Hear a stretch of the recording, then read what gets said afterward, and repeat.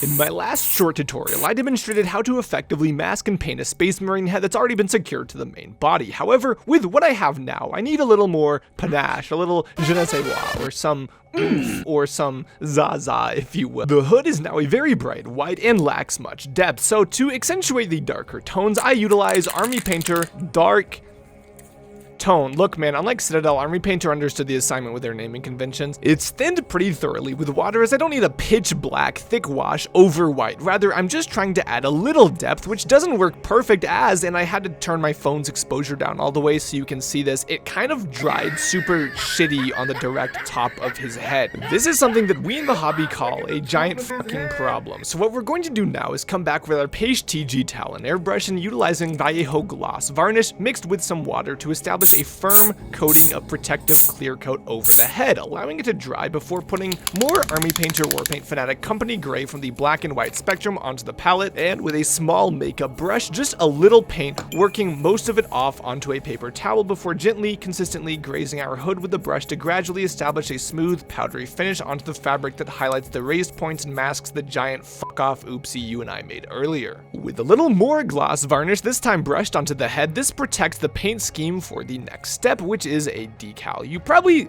are like, what the fuck kind of decal goes in a hood? Well, actually, a lot of fabrics and capes on the box art models get decals. If you see stripes and checkers on your transfer sheet, that's usually an indicator that they're intended to wrap over the folds or fabric items, like with a lot of Space Marine captains. The problem is they're usually white on red, but I need red or green or black on white. But luckily, there's an almost perfect length of checkers on the currently standard Space Marine infantry transfer sheet that comes in most boxes these days. Utilizing a hobby knife, I gently trace and then cut out a 2-checker thick strip and punch and pull it off. Dropping that into my dish with a little water, I utilize my choice decal setting solution with a brush, painting it on the rim of the hood, then grabbing the paper with a lot of difficulty. Actually, I extract the decal and with my brush deposit it onto the head. Most of the work from here is just fiddling with it to get into the place I want it to be, where the lines are parallel with the rim of the hood. Then I crack out my decal solvent and dot it on. This works to effectively chemically dissolve the film and shrink wrap the pigment onto the model to conform to every curvature and feature. Once complete, I brush some gloss varnish on it and our guy now looks like